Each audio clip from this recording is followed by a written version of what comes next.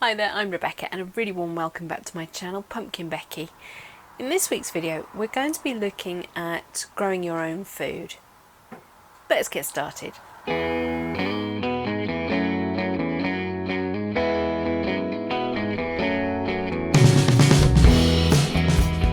The idea of growing your own food has definitely seen a massive resurgence since the coronavirus pandemic began.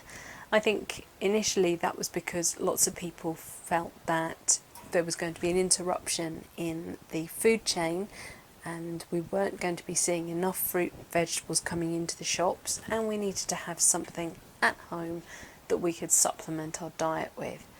Fantastic. Then after that, I think people realised that it's a really enjoyable hobby, which is wonderful. What I thought we'd do today is have a look at some seed sowing. We would have a look at some plants that are already germinated and some that are ready to go out in the ground. If anybody has questions, I'm always happy to answer comments, so please go ahead and post questions, it's not a problem at all. Bear in mind that I am talking about my growing situation here in the south of England, and you would need to adjust varieties and timings based on where you live.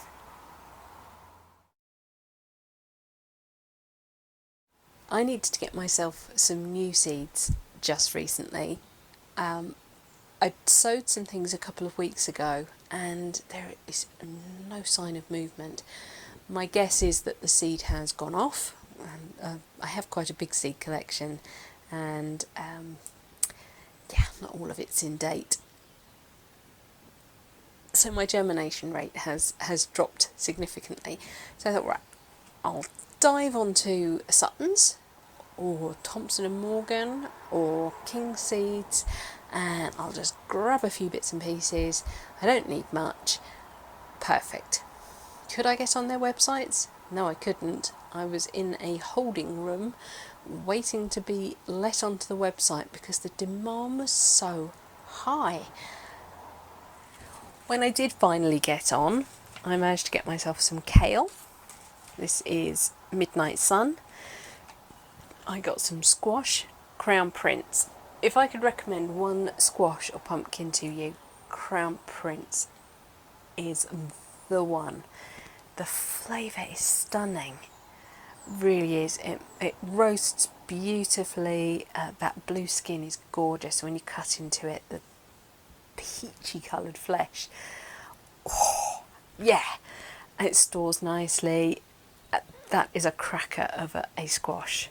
I also went for one called Autumn Crown, which allegedly has the sweet taste of a butternut type, but with the shape of Crown Prince. So we're going to give that one a go for the first time. I grabbed Leek Below Zero, which is supposed to be quite a long harvest time, and also it's got good resistance to rust, and I do suffer with leek rust here. I went for something that would be quick to germinate and harvest, and that is Spinach Matador. I've gone for a sweet corn. This one is a Gold Crest. And I also needed some French climbing beans, so I went for Borlotta Lingua di Fuoco. Now, because of lockdown, I have got really low on seed sowing compost. So what I've done is taken some multi-purpose compost and just lightened it a little bit with some added perlite. Now, the important thing to know about seed sowing is that most seeds don't need any form of nutrients to get them started, and in fact having a high nutrient soil mix can actually be detrimental to them. It can get them going far too quickly, make them leggy, unhealthy. Far better to grow something in a proper seed and sowing compost that will make that early development nice and sturdy. But sometimes you do just have to bend the rules a little bit. So I've taken some 5-inch pots here and just sort of filled them up, mostly to the top, with this mixture of compost and perlite. And into that we're going to sow some of the borlotti. Packets usually have all the information that you could possibly need.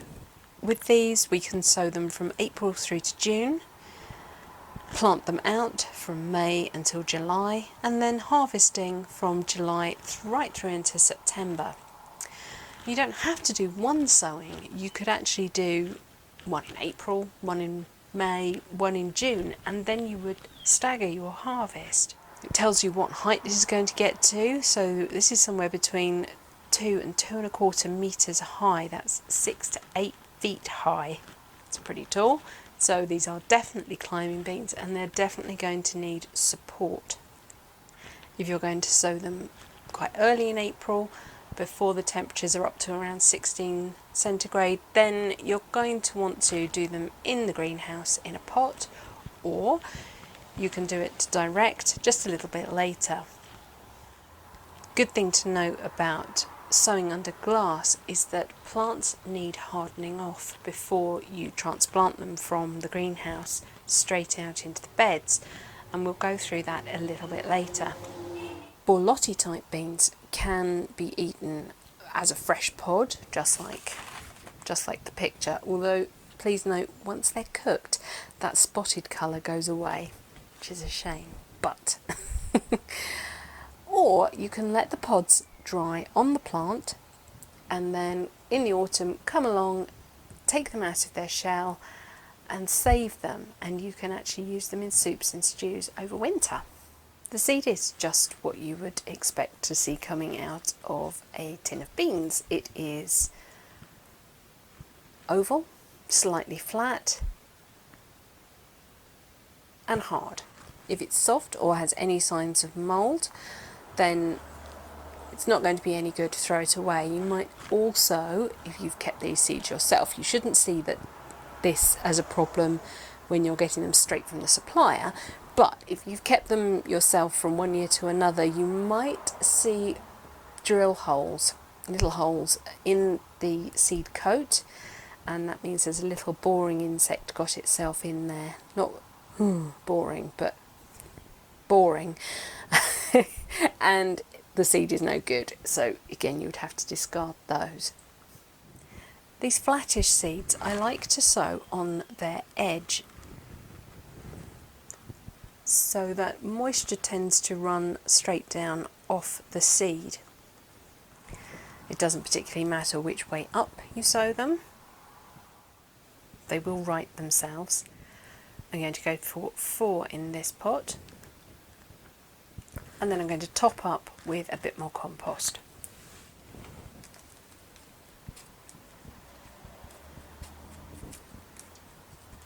Then all I do with those is water from the bottom, let the water wick up through the compost. I don't tend to water seeds from above, and especially once the seedlings have started coming out, I try not to water from above, because that can lead to something called damping off, where the seedling, which was growing nice and happily, suddenly goes oh, and it's dead. Now, if I'm not quite ready to stop what I'm doing and write out a seed label,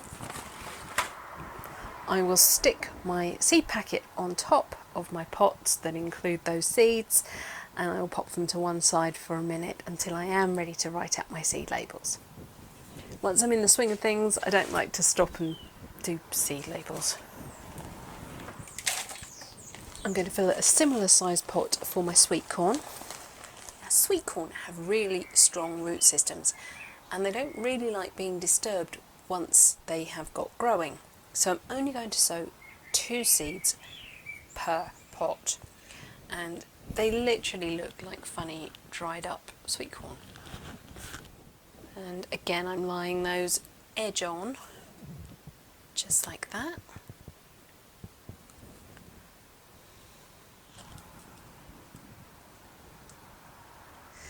So the other really important thing to know about sweet corn is how they pollinate, and they use the wind. At the top of the tall stem will be some tassely, flowery jobbies. They don't look anything very spectacular. But as the wind blows, the pollen falls out of the flowers at the top, and it lands on the cobs, tassels. So the cobs are sticking out of the stem of the plant like that, and you're growing your cob here, and at the end of that are some little hairy tassels, which you will have seen if you've ever stripped a cob of corn, and they catch the pollen that is falling, and that is what gives you a lovely even cob of corn once you come to harvest them. And so for that reason it's really important that you grow in a block, not in a sort of traditional row. You need all the plants and all the cobs to be as surrounded by other sources of pollen as possible. So 4 plants isn't really going to get the job done. Make it 9, that's better. Make it 16, that's even better. And you normally grow them about 45 centimetres apart. Now, because I'm using my square foot beds for this, I can afford to grow them a little bit closer together because the fertility of the soil is kept nice and high. And if I'm sowing more than one seed per pot, you'll see I like to place them on the diagonal from each other so that they've got the biggest distance apart as possible. That's just something I do. Now with the beans we talked about doing a successional sowing, so maybe one lot in April, one lot in May, one lot in June to stagger your harvest.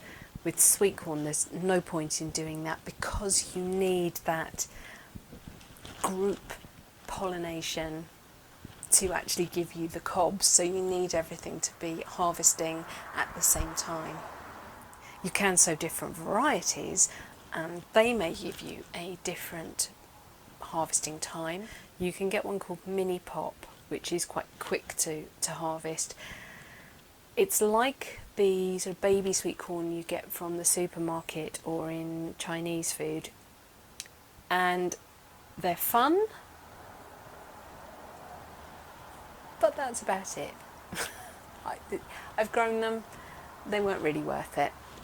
I'd stick to growing full cobs of corn if I were you and enjoying them. Literally pick them, take them straight inside into water that is already boiling and waiting for them and eat. And the guinea pigs can eat the husks, which is great.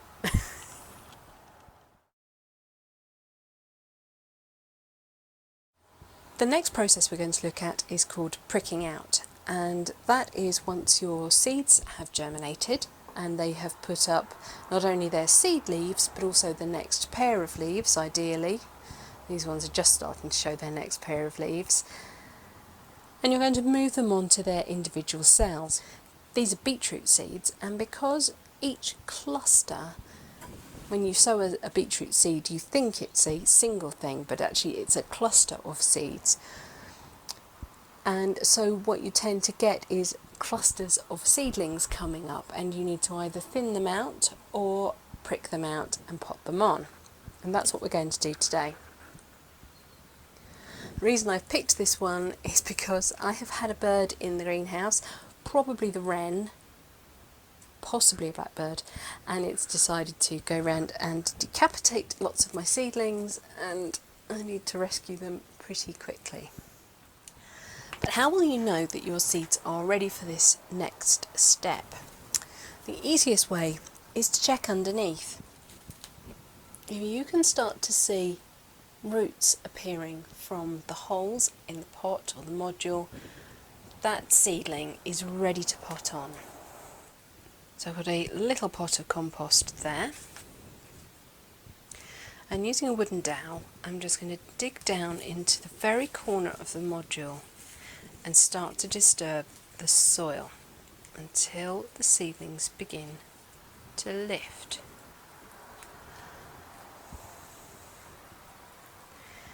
I can support the seedlings by holding on to a seed leaf. Don't grab the stem or any other part of the plant. And you'll see there were 3 seedlings that came from that one single cluster. Try and keep as much root on as possible.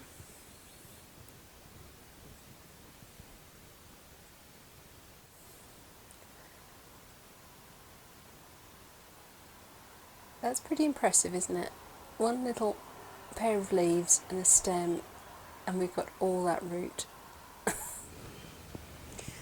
Now I'm going to make a hole all the way down the centre of the pot and lower that root gently in.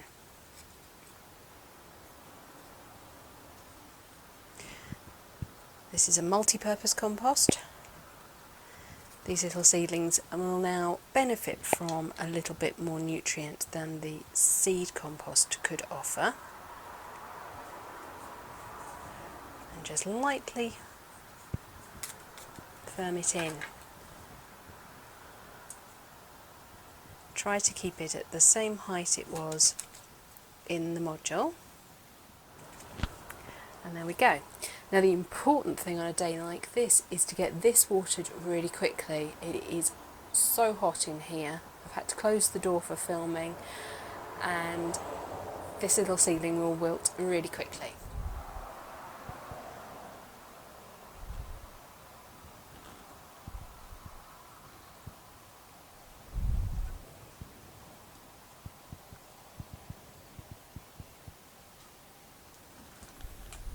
I'm just watering that very gently just to get the compost moist and I'm not trying to wet the leaves. And then I'm going to pop it somewhere in the greenhouse that is out of direct sun, which is easier said than done today because it is very bright in here, even though I've got some shading up. And you will then have to repeat that process with the rest of the plants in that module, because they will also equally be drying out as quickly as the one that you have just transplanted.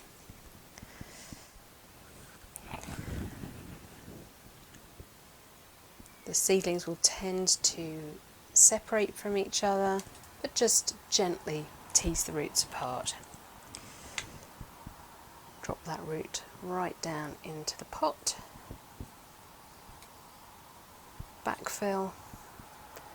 So the seedling is about the same height it was in the module.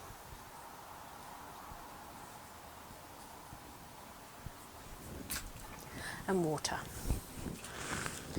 And when I was starting out with vegetables, I think that was the biggest point of failure for me, not watering my transplants quickly enough. And they would flop, and then once they flopped, they find it so hard to recover. The delicate cells in the leaves and the stem are damaged, often irrevocably, and you just have to admit defeat.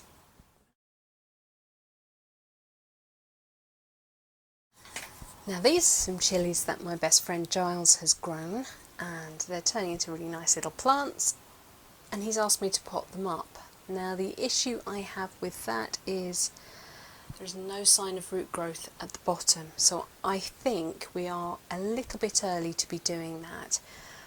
I'm going to hold off and give these the best possible chance to survive, so I'm just going to leave them as they are. But these broad beans that I sowed are definitely ready for potting on. Look at those roots.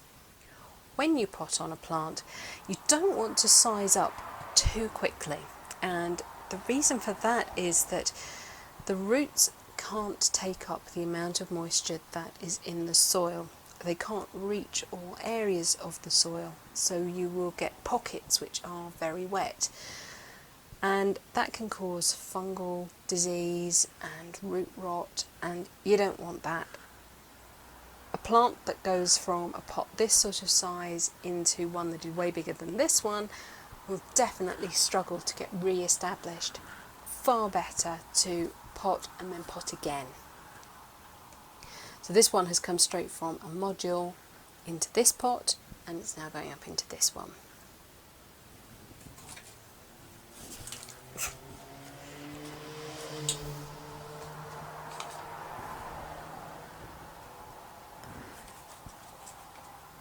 I've popped some multi-purpose compost in there.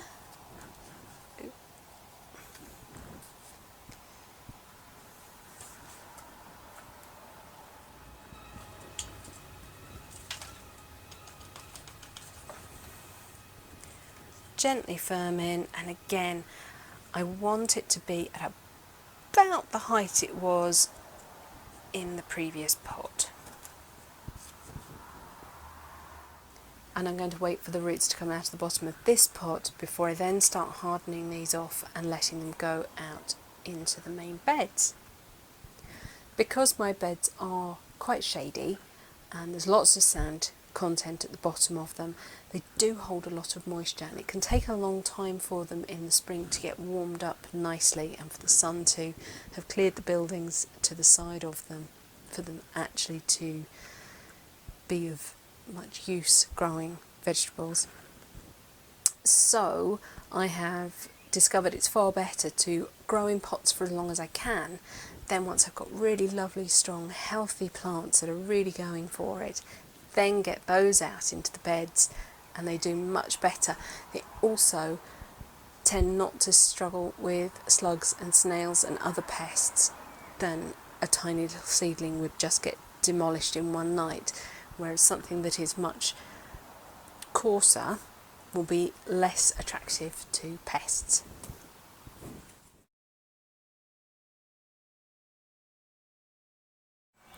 Then last but not least, we are going to talk about planting out.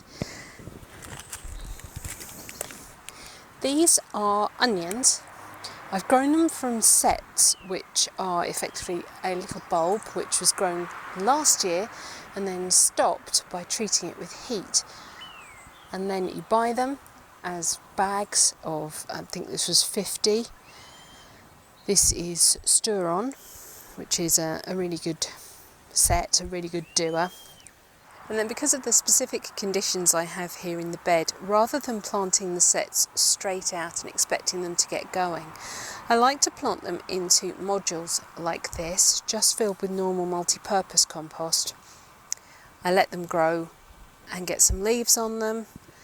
The weather has now warmed up enough, the beds have warmed up enough, so I'm going to plant them out. So we're here in the square foot garden, and the first thing to do is prepare the bed. Give it a light troweling over. Take out any weed seeds, any grubs. Sometimes I get leather jackets in these beds, which the chickens love. And then I'm adding a couple of shovels, as a trowel, full of very well rotted manure from the chickens. This is a bit of their bark chippings that they live on, plus their manure.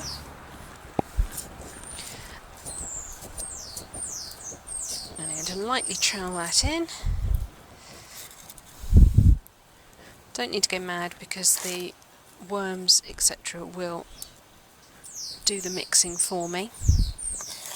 And if you haven't seen the square foot beds before, this wooden framing marks out a square foot in this bed. This bed is approximately 1 metre by, I think it's 3.5 metres, which means that I get 3 by of squares. When I think about planting out my sweet corn, I'm going to need to put 1 plant per square. With the onions, I can plant 4 sets per square, and I will point you in the direction of the book about square foot gardening that I use, and it explains the principles. It's so simple, and it makes this area really high yield. So as you can see, I've got roots coming out of the bottom of this module tray. I waited for these onions to get some really decent top growth on them. Then about a week ago I bought them out from the greenhouse, and they've been sat out ever since, hardening off, getting used to conditions out here, but still in the safety of their modules. Kept watering them, and now they're ready to go into the soil. So it would definitely be a good idea to give these a watering before doing this. I haven't, so whoops. I'm going to put my thumb underneath the bottom of the module, lift the plant out, and there we go, and get a perfect little plant. So as I say, in this square foot I can put 4 of these modules. The soil is nice and light, so I can just pop them in. And I'm going to plant them in up to the neck of the set, so a fraction lower than that. But I don't want to cover the neck of this set.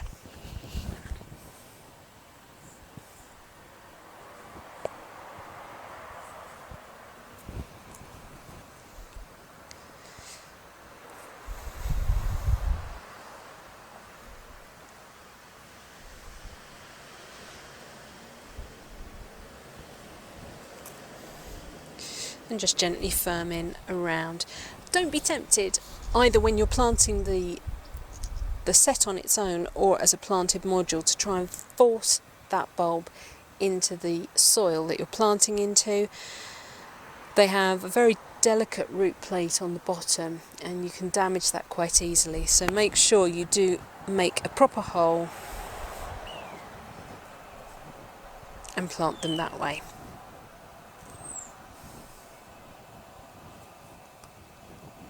So remember, if you do have any questions about seed sowing, growing on, planting out, do send me a message. Either you can send me a message in the comments or you can send me an email. That's fine too. I'd love to have a chat with you. Right, that's it for this week's video. Thank you so much for watching. Please remember to rate, share and subscribe to me here on YouTube. And until next time, bye!